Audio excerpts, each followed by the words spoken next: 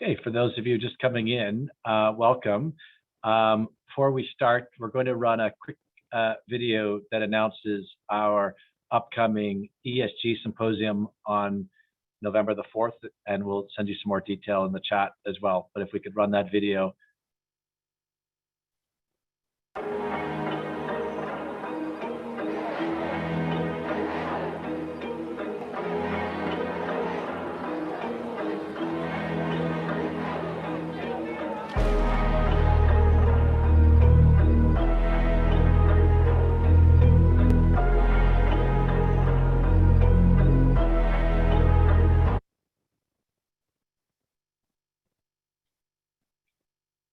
Good afternoon, everyone. My name is Richard Joy, Executive Director of the Urban Land Institute, or ULI Toronto. Welcome. Considered the most progressive climate laws in North America, New York City's 2019 Local Law 97 is designed to aggressively reduce the city's overall carbon emissions by 40% by the end of this decade and 80% by 2050, targeting buildings in all asset classes, future and existing. Aligned with the controversial Green New Deal agenda, Local 97 is intended to be a cornerstone of outgoing Mayor de Blasio's legacy. But is such a standard achievable, and should Canadian municipalities realistically embrace such ambition, factoring economics, affordability concerns, etc.? We have set up our program today to learn some more about this New York City law and explore these questions in the context of the Greater Golden Horseshoe. As a Toronto region-based organization, we acknowledge that the land we are meeting on virtually is the traditional territory of many nations, including the Mississaugas of the Credit, the Anishinaabe, the Chippewa, the Haudenosaunee, the Wendat peoples, and is now home to many diverse First Nations, Inuit, and Métis people. We acknowledge that Toronto is covered by Treaty 13 with the Mississaugas of the Credit. We are all treaty people. Many of us have come here as settlers, immigrants, and newcomers in this generation or generations past. Importantly, this week, ULI stands in solidarity with Indigenous communities demanding action and accountability for the ongoing legacy of the residential school system. ULI stands, I apologize, we acknowledge and honor those, we also acknowledge and honor those who've come here involuntarily, particularly descendants from those who were brought here through enslavement. To better understand the meaning behind this land acknowledgement, we recommend 4 programs that we have uploaded to YouTube, and these links will be made available in the chat. 13,000 Years of Indigenous History in the GTA and Why It Matters to Planning and Development, Whose Land and Whose Law, Indigenous Toronto, the Stories Our City Paved Over, and Colonialism, Enslavement, and Abolition in the Greater Golden Horseshoe. A few housekeeping items before we start. Everybody obviously will be automatically mute throughout the session to avoid audio interference. Closed captioning is available for this session, and you can access it by the button along the bottom of the Zoom platform. If you have any questions, and we encourage them, please use the Q&A function or upvote questions by pressing the thumbs up button. And we'll probably have about 10 minutes at the end of this program for those. This is a recorded session, and the recording will be sent to you after. And if you want to take the conversation to social media, please tag us with the Twitter handle @ULI Toronto or the hashtag #AskGreatQuestions. Today's event and all other ULI programming simply would not be possible without our annual sponsors. And I'd like to say a major thank you for all of them for that support.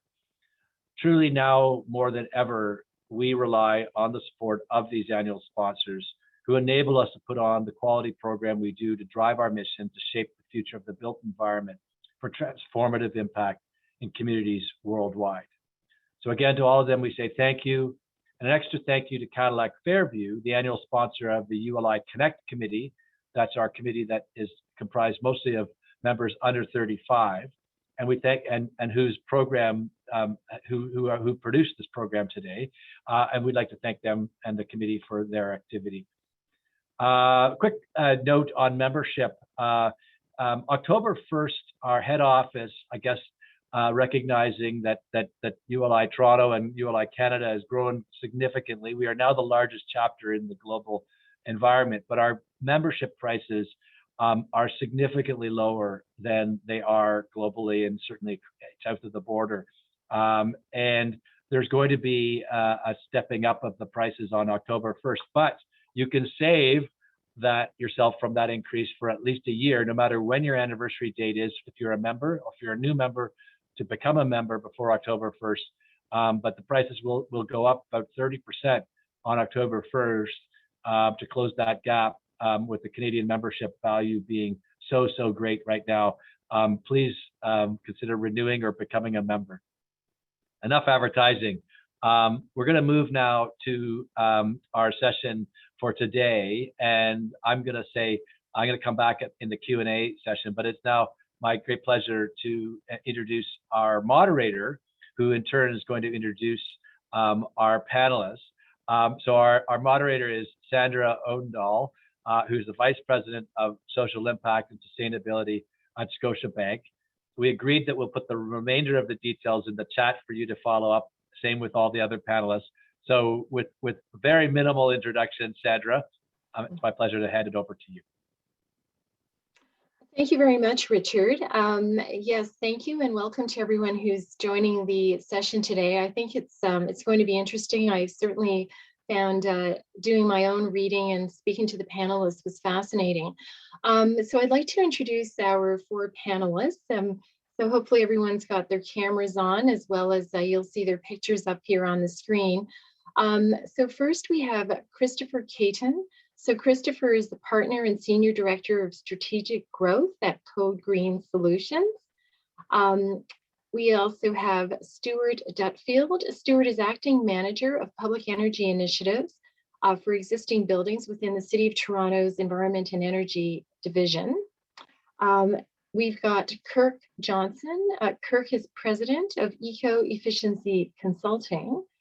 And last but not least, we have Julia Langer. Julia is CEO of the Atmospheric Fund, also known as the Toronto Atmospheric Fund here in Toronto. So for today's session, we thought we would kick things off with Chris of Code Green Solutions, giving us an overview of how New York City's Local Law 97 works. And following Chris's presentation, we'll then turn it over to a bit of a panel discussion and some opportunities for the audience to ask their own questions. So with that, I'm going to turn it over to Chris Caton. And Chris, we're looking forward to hearing more about Local Law 97. Over to you. Sandra, thank you so much. I will see if I can get my screen to share properly. That's always the first challenge.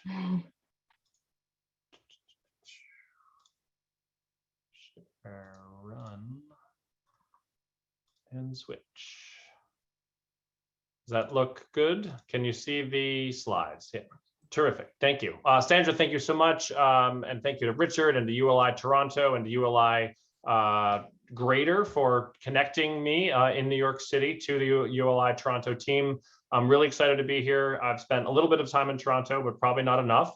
And I've spent the last 13 years of my life in New York City. Before that, about 5 years in Hong Kong and Madrid and Latin America. So, you know, seeing a lot of impacts of climate change and a lot of really great work that ULI is doing all over the world, essentially, to push climate. I have to admit, funny quick story about ULI. When I was in architecture school, I thought ULI was only an environmental organization around real estate. I had no idea it ever touched any other topics of real estate, only the environment. So that's where ULI started for me back in college and in architecture school. So really glad to be here. I will try to keep this brief on this presentation so we can get into some discussion and move that forward. So as Sandra mentioned, I'm Chris Caton. I'm a partner at Code Green and Senior Director of Growth. Code Green, just a little bit of context of kind of where I'm coming from and how I see this law and the involvement I've had in this law based on my experience, both professionally and a lot of pro bono work that I've done. Code Green is a consulting firm. We do energy and sustainability consulting to the real estate industry. We have about 50 plus staff. We're based primarily in New York City, really with staff all over North America, all across the US, some in Canada, some in and some in Mexico, but we provide really strategic portfolio and technical solutions to buildings. So we've really seen the types of initiatives that are required in order to meet these types of stringent goals. And that's really why the city asked us to be involved with some of the negotiations and discussion around the development of this law, because we've been involved with the real estate industry for so long, supporting these types of initiatives that the building owners are pushing for. We do work with a lot of great large investors, many ULI members as well, looking not only at individual assets, but portfolio wide. How do they push ESG initiatives forward now over the last, say, 2 years? How do you target net zero, both at the individual asset level, but also as a corporate policy? So again, that really does require us to look at multiple geographies, multiple jurisdictions to understand how these laws are impacting both existing and potentially new buildings. In New York specifically, we have been working hand in hand with many of the organizations that really create the pathway that real estate owners, operators, and developers need to navigate. Everything from the New York City Mayor's office, which is the one that really oversees and actually writes many of these laws, some of the programs that manage these types of policies and create tools to allow compliance, like the US EPA Energy Star platform. We are a Energy Star Partner of the Year for a number of years now, dating back to 2017. And many of the other organizations within New York City on the building owner side, between the building BOMA and REBNY, who really represent most of the building owners and operators in New York City, as well as the programs like Urban Green and NYCERDA that really are not just the sticks that the city puts out, but some of the carrots in terms of the knowledge, the financial incentives. So we've really helped to organize many of and work with many of the constituents that really create the landscape that the building owners have to navigate. So that's a little bit about us and me. I'm an architect by training. I've been doing architecture for about 12 years, then real estate development, and now sustainability consulting. So I spend most of my time working with private building owners to navigate these types of goals and targets, but I spend probably about 20% of my time pro bono working with policymakers like the New York City Mayor's office. So that's kind of how we've come to learn a lot about how these policies are built, and have our own opinions about how they've all turned out. So, and of course, they're still in the works. So taking a little bit of a step back, many of you probably know this if you're on this call, but I always like to start with some context. Globally, buildings represent about 40% of our carbon footprint. That's not only in the operations, but in both embodied carbon and the operations of buildings. But in large cities like New York City, I'd be interested to know if it's similar in Toronto. I believe it probably is. Buildings account for about 70% of the carbon footprint in most large cities. That's because transportation, industry, many of these other areas are just far smaller in these dense urban cores. So when buildings represent such a high level, high percentage of carbon emissions in these cities, when cities create these carbon action plans, which are long-term plans to reduce carbon emissions, city building owners, building developers, building operators usually have a very big role to play in helping cities target those initiatives and achieve those ambitious carbon emissions initiatives. I almost always start with a slide like this. This is thanks to IMT, the Institute for Market Transformation. If you're not familiar with that organization, imt.org is a great site. They do track a lot of these types of policies around the US. I think we're going to have to start increasing this map so that we can see this more even outside of the US. But they are instrumental in supporting the development of these types of policies, and also are a great resource to find essentially where the latest is on some of these policies.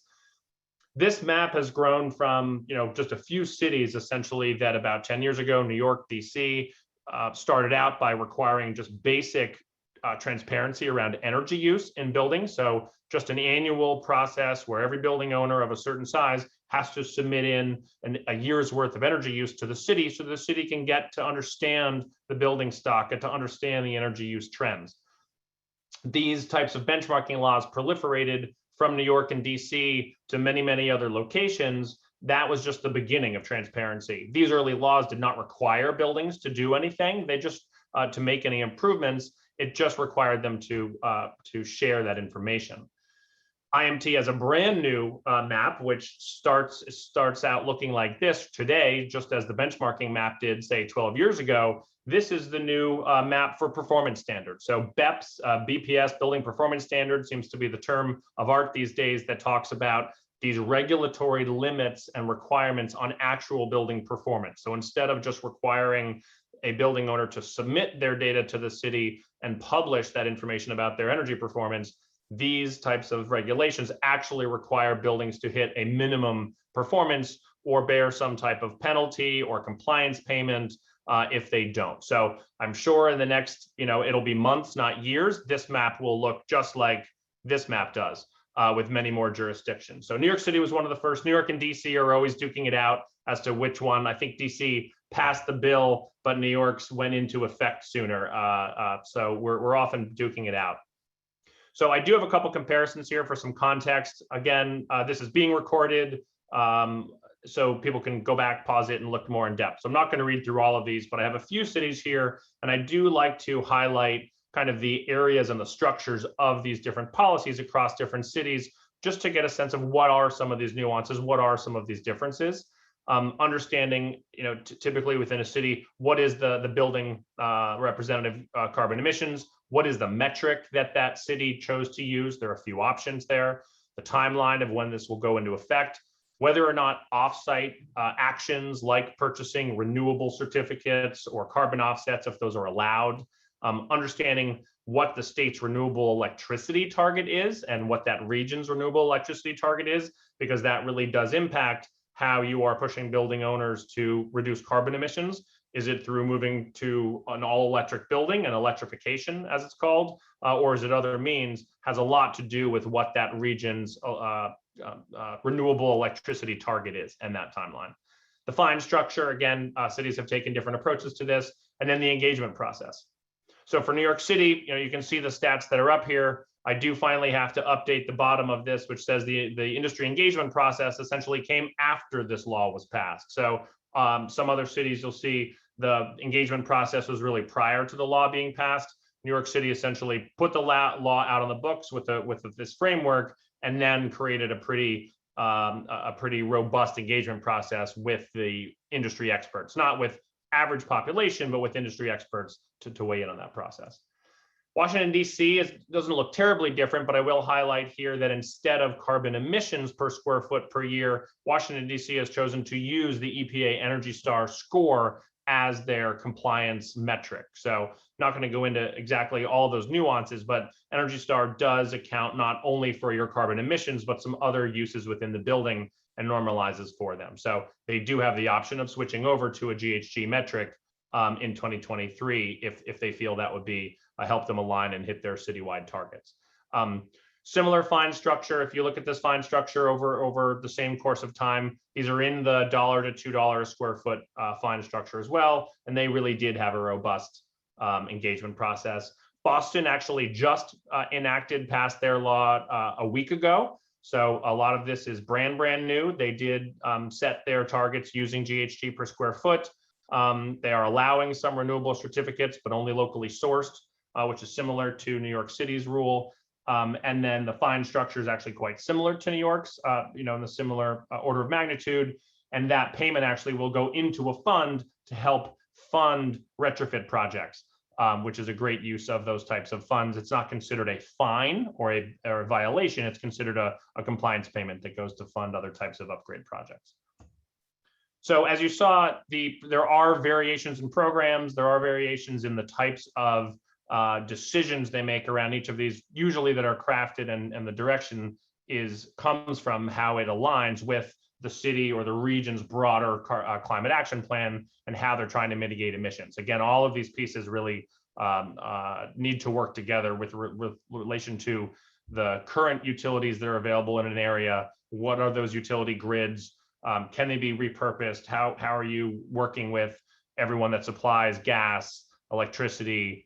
New York City has a central steam system as well that building owners are working with to understand how to decarbonize that too. So these pieces are all very much need to work in concert.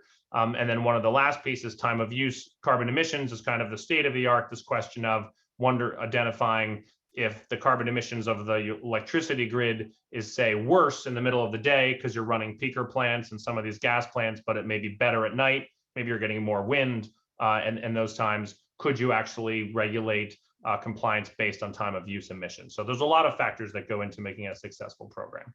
So to jump into New York City, specifically, this is a dense slide, but I think I've tried to summarize kind of a long history of New York City climate plans. This is really specifically only to the building sector. Back in 2005 under Bloomberg, he created what was called Plan YC. At that point, they had I guess it was 30 by 30 was the really big splash was let's reduce our carbon footprint 30% by 2030 from 2005 levels. As you can see, that's been ratcheted up. Then it became 40, then it became 80. Now it's essentially carbon neutral by 2050. So in that course of that history in 2009, a number of laws were passed in New York City under what they called the Greener, Greater Buildings Plan.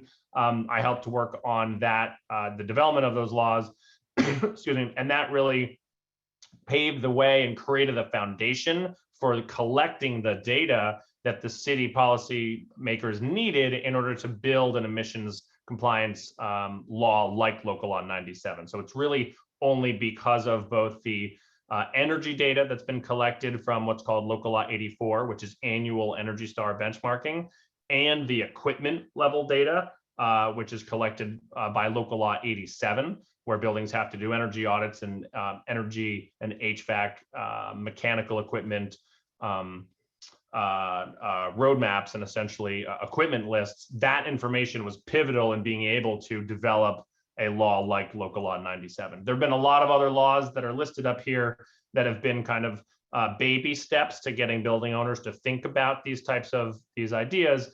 Clearly, Local Law 97 is really the major milestone that says, this is performance-based. We don't care how you get here, but you need to hit this certain emissions by a certain year. So just a quick aside to understand a little bit about the housing stock, the building stock, this may come back to into our discussion a little bit, but to give you all a little bit of background, New York City, essentially, most of the buildings by count are multifamily buildings, but most of the the high-rise buildings are office buildings, and that's what you think of with New York City, but about 2/3 of the square footage and 2/3 of the emissions actually come from residential and multifamily buildings. So when you think about tackling carbon emissions across the city, we really have to tackle existing multifamily, mid and high-rise, buildings to reduce carbon emissions of the existing housing stock. These laws, Local Law 97 at the moment only impacts buildings 25,000 square feet and above. So the way Local Law 97 works, just to get into the little weeds and give us a little bit of context for the discussion later, Local Law 97 essentially put in place carbon emissions limits per square foot based on various building type usages. And essentially they did this by leveraging all of that data they had collected over 10 years and striking these two lines, striking a 20th percentile line and striking an 80th percentile line based on these types of functions that they saw within the existing building stock. So roughly, the first deadline essentially impacts only buildings that are the worst 20th percent of that type of building. And this next performance period, beginning in 2030, hits the 80th percentile. So statistically speaking, if you're an average building, you will be fine under the first performance period. You'll hit those limits, but by 2030, you'll need to make reductions. And then beginning in 2035, they haven't announced yet what those targets will be, but the goal ultimately is carbon neutral by 2050. So I have another slide in a moment that kind of shows how you apply those limits to your buildings, but some of the rest of the structure of this law, in addition to the emissions limits per property type, are some other accommodations as you do when you get into the weeds of this within the building stock in your own city. There's nonprofits, there's schools, there's public housing, there's a lot of different types of buildings that they had to create some different different landing paths for those various types of buildings, based on age, based on ability to pay, some of those other types of impacts. So there are some alternative compliance for certain types of buildings. They are currently working on some adjustments and variances depending on some of these heavier types of users, IT, phone switching, some of these really heavy data users, and then the fine structure, as I mentioned. They also did create two new governance bodies. One is the new office that this now reports into. We call it the OBEEP, the Office of Building Energy and Emissions Performance, and then this advisory board, which is really running this whole comment period, which is happening now. So just a little bit of nuts and bolts, and then I've got some kind of ideas here on kind of how we see the real estate industry attacking this and approaching this. So in order to calculate your limit in a specific building, you essentially take the square footage of each of those types of spaces within your building and multiply it by the limit. So you essentially ultimately get this prorated limit for your building if it's a mixed-use building. And then the complicated part is then you also, in order to understand your emissions, we get a lot of questions, people calling saying, how do I measure the emissions from my building? Is there a meter that just tells me my emissions? Do I go up to the roof and I, hold something up there and I measure this emissions coming out of the building? No to either one of those. Essentially, you take every utility that's being consumed at the building and you have to multiply it by a factor that converts it from its utility consumption into carbon emissions, or CO2 equivalent, as it's called. So some of those are physical constants like oil and gas. Others are really based on factors out of your control, potentially as a building owner, which on the electricity front right now is based on the renewable content that is in the grid. So a more renewable electricity grid will give you a lower carbon footprint for the same amount of energy used. And then ultimately for here in New York City, the way this is written, you take your emissions, you see if you're over or under that limit, and for every metric ton of carbon per year that you're over the limit, you have this $268 fine. And then there are some adjustments. They did create some directions that allow for some purchase if you are over this limit and you are not able to reduce your energy usage, which drives emissions to get to these limits. There are some essentially some adjustments that you can make, some offsite purchases. At the moment, you can purchase carbon offsets for up to 10% of your footprint, or you could potentially purchase these renewable energy certificates. At the moment, there are no renewable energy certificates that meet the law's definition in the market. So that's changing. We do see some coming potentially. There was an announcement last week we could talk more about to bring more renewable electricity into New York City. But at the moment, these two pathways, we really tell our building owner clients, wait and see, don't consider these as part of your initial strategy. Let's try to drive down energy use as your primary strategy. An example here that just bring this home for a specific building. This is an actual client of ours, 1.1 million square foot building. An average energy intensity, average carbon intensity is 30% below the first limit, but is 30% above the second limit, resulting in about a $400,000 annual fine. So if you put that into a savings calculator for upgrades, that really will accelerate your payback if you start to include avoiding these fines. So last couple slides here, that this will go into effect in May of 2025. 2024 is actually the first year that will be measured against these limits. In 2025, you will submit. I will not read through everything on the right side here, but there are definitely some details within the law that are being worked out by committee currently. And then the last two slides here are really just kind of my commentary, and I may want to put this back to conversation, and maybe we'll skip over some of this commentary, but the main one really here is what this has meant in the real estate industry in New York is that every discussion of every intervention in a building always hinges and always touches on what the impact on the carbon emissions will be. It can be tenant renewals, end of life upgrades, cosmetic upgrades, any of these discussions that you have at a building. New tenants moving in, what are we doing? Oh, let's update the lobby, what are we doing?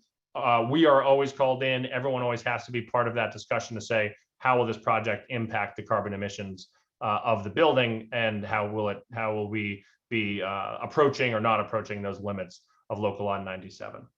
So I think I'll leave it there. I want to be able to get into our conversation, but as I said, the result of this law really is that carbon emissions is now in the forefront of everybody's thinking when they're designing new buildings, when they're modifying existing buildings, and when they're buying buildings. Everyone's asking, if you buy a building, how does it compare to these limits, and what does that mean for my purchase price? So thank you, and I look forward to our conversation. So I will stop sharing and give it back to you, Sandra. Thank you so much for the time. Thank you so much, Chris. Fascinating. So I have a couple of questions for you, and then I'm going to invite some thoughts and comments from our other panelists as well. And of course, we're inviting the audience to weigh in. But Chris, I want to start with, like, we're really curious about how something like this gets implemented, and I'm interested to know who were the champions and what was the aha moment that actually enabled this to happen in New York City? Because of course we want to create that same magical uh, combination if we can in other parts of North America. It's a great question. There are a few pieces to this, some more cynical than others. One, that the pathway we've been on in New York City with all the legislation that's been passed, going back, like I said, almost 15 years now, it was this unstoppable train. So there was no, and even building owners, and we work with a lot of building owners, some who are very old school and potentially, on the wrong side of some of these topics, they knew this was an unstoppable train. So when they looked at, and it does go back somewhat to politics, when they looked at the politics in New York, both in the city and the state, there's really no chance that even if somehow the lobbying effort could kind of diminish or delay an immediate effort to make these changes, that it was going to come back again. There's no way this was going away forever. So that's the cynical side of it, which is like, even some of those folks who said, "Hey, can we avoid this?" They said, "There's no way we can avoid this forever." So, so that brought them to the table because they couldn't just be the party of no. They actually said, "Okay, let's roll up our sleeves and let's discuss how to make this better because there's no way it's going to go away." So I think that tidal wave of energy, and like I said, this unstoppable train, meant that they had to get on it or they were just going to get run over. So, it's great meta. I like that one. I like that. But can you? Sorry, I just want to know who was driving the train. So driving the train, there are a lot of nonprofits. There are a lot of sustainability groups in New York City that advocate for energy, advocate for the environment. Some specifically in real estate, some more broadly outside of real estate. There's EDF, there's NRDC, there's ULI, there's Urban Green Council, there's Building Energy Exchange. There's a number of groups that have really gotten a lot of support, from a lot of the private enterprise, right? There is definitely private sector leaders who know that we need to do this. So they're really championing those groups to lobby, to discuss, to bring this to the forefront of the discussion so that policymakers know that it is a priority. So it's both private and public sector. I would say both together. Great. Okay, thanks. I'm going to actually ask Kirk a question on this front. So Kirk, you've led the design and delivery of millions and millions of dollars worth of green incentive and market transformation projects across Canada. You know the Canadian marketplace really well. So when you listen to Chris's presentation and with your knowledge of this program, how does the building inventory differ a lot in New York compared to Toronto? And what are the takeaways and the learnings that we can take from New York City's experience and apply them in Toronto? Any thoughts on that? Kirk, I think you're on mute. Great point. That's better. It's a great question. The landscape between Toronto and New York City, and in fact, the greater Golden Horseshoe area, is similar on the commercial side, but on the large volume of buildings, the large number of buildings there, both in cases they're multi-res. But the multi-res side, there's a lot of low-rise pre-war buildings. So when you look at how these cities compare, there's a big demographic of real estate which has very poor efficiency in fuel and things like that. And we don't have that issue in Toronto. So we're ahead on the technical side. So there's basically three areas: technical, financial, and capacity building. Number one is the actual inventory is different. When you go to a mid-rise and a high-rise situation, particularly on the multifamily, they're very similar in terms of stock and style, et cetera, et cetera. A lot of post-war buildings and a lot of work's been done on that. The second thing from a technology standpoint or a technical standpoint is that the fuel sources. They're using steam and fuel oil as opposed to gas and hot water. And that is important because our big solution is heat pumps on electrification, and they have an extra step that they need to do that us in Toronto don't. So there's a benefit to us there, all right? The third thing that I would say is it's not so much technical, but it is a logistics issue. And now it's feeding into the financial part of the equation, which is the majority of New Yorkers don't pay for their utilities, right? As opposed to the majority of apartment dwellers in private rental and condos, et cetera, in the city of Toronto, and especially in the commercial, they all pay for their utilities by and large. So it really changes the split incentive conversation. I'll quickly go through the rest of the financials, and that is that there is some, there's different rent control policies within both environments, and both create some distortive regulatory issues where there's a maximum that you can invest in a retrofit before you can't recover that out of rent increases. And even if there's affordability issues, you want to make sure that those are addressed as well, all right? So there's a lot of opportunities on the financial business case for valuation improvements. The markets are very hot in Toronto, and there's a lot of transactions that are happening. We're in a state where we have intergenerational wealth, right? That is getting out of the real estate game. So there's a lot of sales being done from families into REITs or larger institutional investors. And so at those times of sale and capitalization, there's some real opportunities there. The last thing I'll talk about is on the capacity building side, and TAF has done some really great work on the accelerator side. They've put in the resources, the capacity building, and the financing. The city's done a lot as well. But New York has a green bank that is operational. They have one that is conducive for energy services and service agreements and PPAs, especially because we have a lot of opportunities on district. So there's some financing supports that aren't in Canada yet, and especially in Toronto, that we could build in. Secondly, I would say there is things like VEX and capacity building institutions that we don't have yet that provide centers of communication and recourse for owners that are interested in doing this work to be able to get up to speed on that. So those are places where we are different, and what we can and can't pull from them. Wow, thanks. Well, I'm actually going to pull the thread on the financing and turn it over to Julia. So, Julia, we just heard Kirk talk about a number of the areas where New York and Toronto are quite different. And thinking about the financing side, as we know, deep retrofits have the opportunity for return on investment up to a point, but they obviously require capital, and TAF has a ton of experience in helping fund projects, fund demonstrations, move the needle to enable building retrofits and decarbonization. So I actually have a double-barrel question for you. Is number one is, where do you see the role of the governments at different levels in enabling all this? And number two, is there anything on your wish list for the City of Toronto that would help make TAF's role and the whole ecosystem of financing this stuff work more smoothly?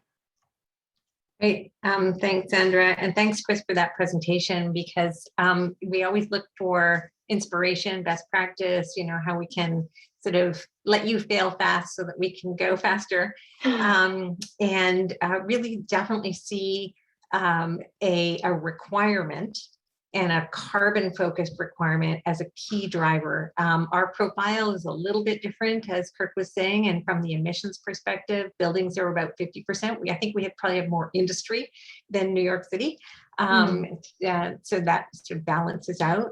But still, it's half, and we really need to get some drivers that are actually going to really focus the mind and focus the activity on reducing carbon in that space. And right now we have just like it's great. We incubated, and City of Toronto and the province actually moved ahead with the energy and water reporting requirement.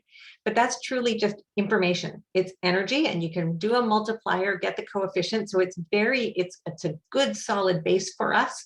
That gives us some intelligence about where our carbon is. and we can build on this and use it to, to actually make some smart interventions, and, like building on this analysis that Kirk was indicating of what kinds of buildings, where is the carbon, like let's use a follow the carbon approach and just start, moving strategically. And the real opportunity here is the multiple benefits. And so I will get to your point about the financing.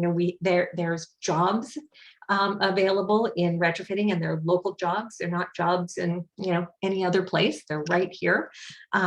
There's savings, at the utility and at the consumer level. There's healthier buildings. There's multiple benefits, and there's an opportunity to involve a whole range of other players, and including players that have capital and want to invest it in with impact. And there's no better impact, and everybody's talking about impact investing. There's no better impact with a return on investment, with a return on investment and impact than energy efficiency. It pays. It doesn't cost. It pays. And so the real trick, as you were saying, and we have a lot of experience with this, is to structure appropriately, to identify who the owners are and what their opportunity for reduction is, to try to do it now rather than sort of in the future and sort of disaggregate the savings. So, to optimize those savings. And there's nothing that focuses the mind more than a fine. So, looking to the future and saying, not what's going to happen in 18 months, which is the usual sort of business mentality. What's going to happen in the first period, the second period, the third period, so that I can mitigate my risk, financial risk, and then structure investment opportunities based on availability of the owner's capital or third-party capital. We have utilities, we have the Canada Infrastructure Bank. We've got so many players with capital looking to invest, that what's missing, and this is what Kirk was referring to, TAF's retrofit accelerator, is that concierge. And that's what I'm curious about, Chris, in terms of, who's playing that concierge role. What can we learn from that experience? We've certainly shopped the world, and in terms of structuring the retrofit accelerator, because that capacity, that pulling together and stacking all of the financing, and keeping the eye on the carbon and the social as well as environmental and financial benefits is, that's our opportunity that we shouldn't be squandering.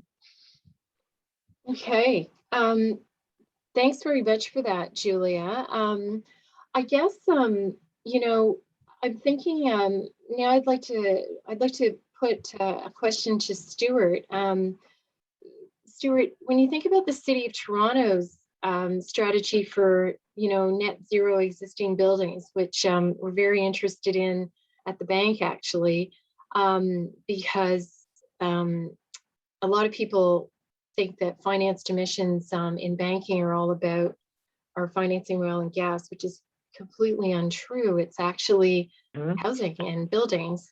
So I don't see the protests in the street telling us we should stop financing people's homes, but it is the biggest part of, in many cases, the financed emissions for banks, and it's a real challenge. So I was wondering about, in the City of Toronto's net zero strategy, one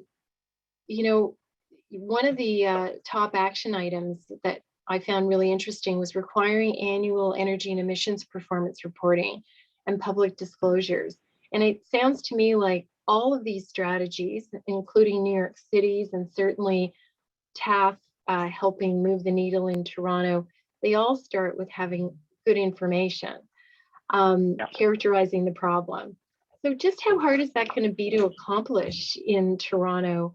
And are there lessons that we can learn from the way it unfolded in New York City? Sure. Thank you very much for the question. And again, we'd love to talk to you about the buildings piece, because we see there's huge opportunities there. Chris was saying, we compare with Washington, D.C. I think we also like to compare with Vancouver, B.C., but also look at regions across the GTHA. And there's a lot of municipalities that are doing great work in the space and really moving the needle. But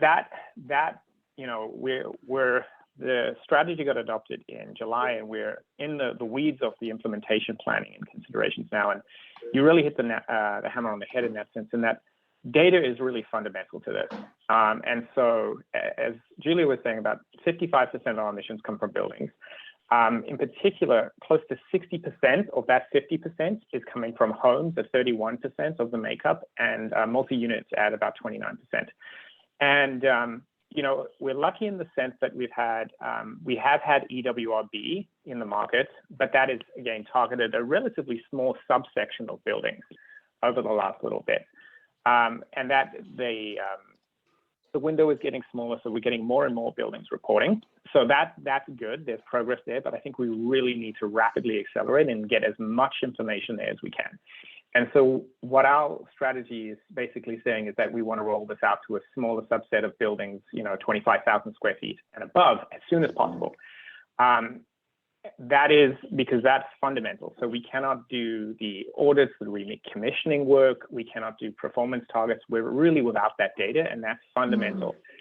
The other part of this is home energy labeling and reporting. So there's more than 400,000 homes in the city. And so that's the next sort of target area in terms of that data, is getting that home data. And really, in that case, we really need to work quite closely with the federal government to get that information. So I think that's really key. And you know, a couple of people mentioned, you know, I think we need to say where we're going. And so that's what the strategy was really about articulating, is that in the next few years, we're in transition.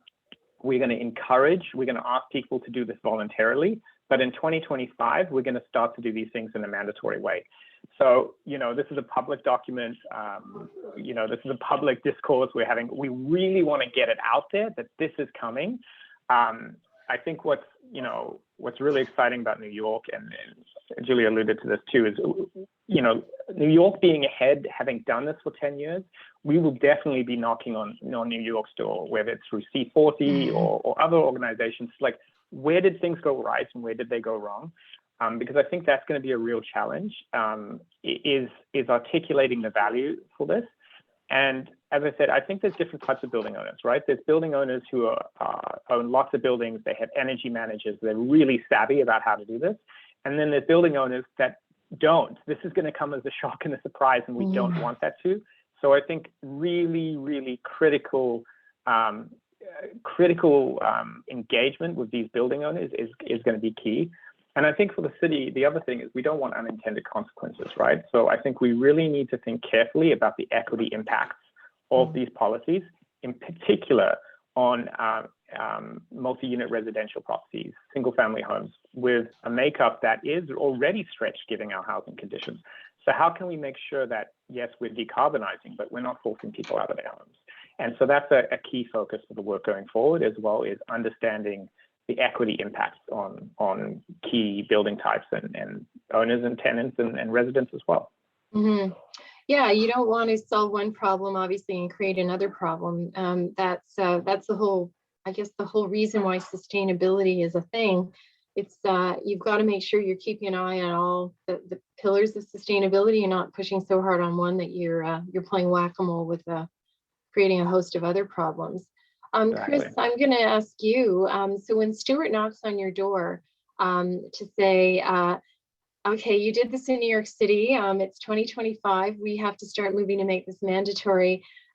Please, Chris, tell us what you would do differently now that you know what you know. What have you learned? And what would you tell us to some of the things that are must-dos and some of the things that are must-not-dos? If you had to sum up a couple in each column, what would you tell Stuart?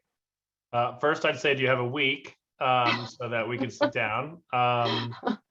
So no, it's been really interesting. You know, and like I said, we work with the city policymakers, but we also work a lot with the private sector who has to navigate these things. So we actually get to see both sides of it. Some of the policymakers don't get the feedback. If you're just a policymaker, you don't see how people try to comply with these. So we get to play kind of both roles there, which is great. There are a few things I would say. One is coordination and bringing all the right stakeholders to the table. I think, like you mentioned, Stuart, that being public about where you're going, what is that broader goal? You do need, as I mentioned in the beginning, you need all these stakeholders to understand their part. You need to speak to the utilities. you have to speak to building owners. All of them have a lot of impact on this. So if you if you don't know what the utilities direction is or what they're planning, you could be talking about one initiative, and at the same time they're out asking for a new rate case to go increase infrastructure in a certain area that totally doesn't align with what you've said this broader mission is. So one is getting all the right people to the table.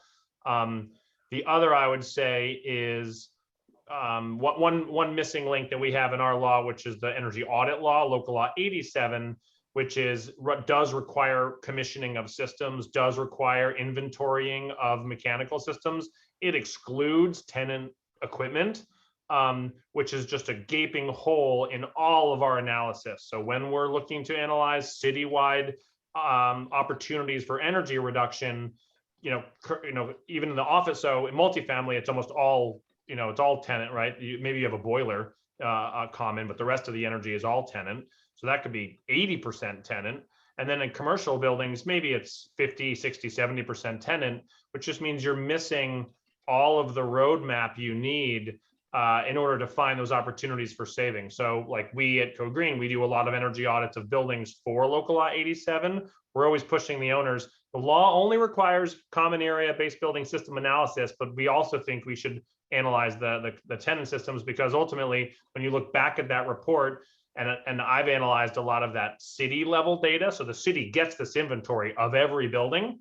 It has an inventory, but only of the common systems. It doesn't have an inventory of the tenant systems. So when we're trying to develop citywide policies that can have the largest impact for major reductions, we're missing, how many buildings have window air conditioners? How many buildings have, all of those tenant controlled systems? We're totally flying blind. So one, I would say, on that sense, make sure you're collecting all the data you're going to need and its whole building in order to drive to find those opportunities for savings. Right. So that's a really big piece of it, because like you said, Julia, the data collection process of benchmarking this and getting that information in, that will be the foundation of your plans, because that's where you're starting. So I would say, that's probably the main one. Those two are the main ones, collaborating, getting the right people to the table and making sure you're collecting all that right data. Those to me, and also I would say, and we've tried it in New York, even though this law doesn't go into effect until 2025, is get building owners to start measuring that energy usage. It sounds like, Kirk, what you were saying is that there's more direct payment of utility bills. There's more visibility. I was listening to a podcast yesterday, said homeowners spend 8 minutes a year thinking about their utilities. 8 minutes for the whole year thinking about their utilities. So they have no idea what they use. They have no idea what they spend. It's just, your bill comes in, it gets paid. So that the homeowner side of things and getting awareness, I would say, is another piece. And the last piece I'll say is that the peer pressure that's as part of this. I've been surprised. It's actually an interesting little tidbit that there are two laws right now that we're talking to clients about. One is this carbon emissions law, which could have huge penalties come in 2025. The other is a law that makes you put a letter grade for energy on your front door, which has no penalties for having a bad grade. It's just on your front door. Clients are more worried about that letter grade on their front door than a potential $1 million fine in 2025, because that peer pressure of the CEO, the penthouse owner, and this is multifamily also, right? So it's the penthouse owner in the brand new condo. It's the CEO of a financial institution who walks into their Class A office that they're spending $150 a square foot on, and it says energy grade D on the front door. They call the owner, they call the CEO of the landlord and say, "What in the world? Why do I have a D? You said this was a Class A building." That they're more concerned with those letter grades than they are about these emissions limits. So I would say never underestimate the competitive spirit. Again, this is a New York thing, but I presume it works in real estate most places. Never underestimate the competitive spirit and that kind of peer communication around these things. So doing this behind closed doors, it will have much less effectiveness than doing it out in the open with that kind of peer pressure. Hey, Sandra, can I just jump in on something? Yeah, please. Because utilities, in this sort of 8 minutes is an interesting statistic. I mean, not only do people spend very little time thinking about it, they actually don't know what's in their utilities. And we have a particular situation, like if, you know, the Transform TO plan and any plan for decarbonizing in cities and decarbonizing buildings is includes electrification, right? This is in every city, in every jurisdiction. So, you know, moving from gas heating or oil, like fossil fuels, to electricity, because we can make zero carbon electrons. And so the carbon intensity of the grid is a really key factor that will allow or undermine a building owner's ability to meet those targets. And so obviously, you know, New York City operates, I presume, within the New York State electric grid. And in fact, you know, even a broader North American grid. There's Quebec Hydro now going to go to New York City. And we have a situation where the forecast is for the carbon intensity of the grid to increase by like 400 to 500% because gas-fired generation is increasing. I mean, we phased out coal, we made some great gains, but now we're going in the opposite direction. So I'm curious how this is playing into the situation in New York City and the, you know, the real estate sector's response to you know, what they buy from the grid. Like, do they have control or do they have a say?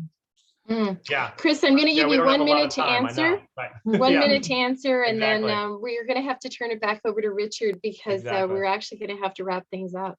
So what I will say, and the sort of quick two-part answer to that, what I will say is that yes, that piece I said originally, coordination with the utility must be a part of this, especially if you're talking about emissions. If a law was based on, say, EU energy use intensity, it could just be within the building. But if you know, you have to have coordination with the utility. Currently, there is a lot of discussion to pin down what those emissions factors will be, what that renewable content will be. And the other I'll say is that it has broaden the horizons of our building owner clients to not just think about what they're doing within the building, but how they impact the broader context of where they're buying that energy. So in that sense, it's good. It's broadened their exposure, but it has made them accountable for some things that are outside of their immediate control. So it is a huge part of this puzzle. Thank you so much. I have a million more questions and in my mind, and I'm sure that the other panelists would love to pepper each other with questions, but we are essentially out of time. And so I want to say thank you to everyone for that. And I want to turn it back over to Richard for some wrap-up remarks. Sure. Well, thank you, Sandra. That was a brilliantly executed discussion. And to the point about having a million more questions, that's what we're here for. We are going to be unpacking these many, many questions. And we just really applaud the leadership of New York City and other US jurisdictions for setting a very nice high bar for the work that is being done here in Toronto. And there's some incredible leadership here as well, led by the city, led by TAF and others. So we're going to, our audience here can expect us to be unpacking those very questions in the coming weeks, in fact, and obviously into the long term. We've talked to Stuart about that, and we're looking forward to really digging into Toronto's July legislation that really dictates a very interesting future shift for both existing future and existing buildings.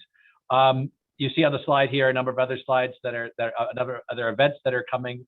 And hopefully you'll have a chance to tuck into these as well.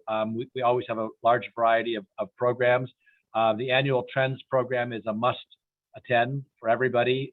Very, very interesting report that will be revealed in 2 weeks' time and discussed later that week. The Geography of Jobs is a fascinating program. Our Kurtner Urban Leadership Program is still taking applications for mid-career professionals. This is its 6th year. Really, really popular program. If you are a mid-career professional or know some, please join this program. I'm now at time. So with that, I have to thank Christopher so much for doing this, Sandra for leading their conversation, Kirk, Julia, Stuart, thank you, and have a great week, and we'll talk to you very soon. Bye-bye. Thank you all. Thanks very much. It was a pleasure. Bye-bye. Thanks, everyone. everybody. Bye. Have a great day. For now. Later.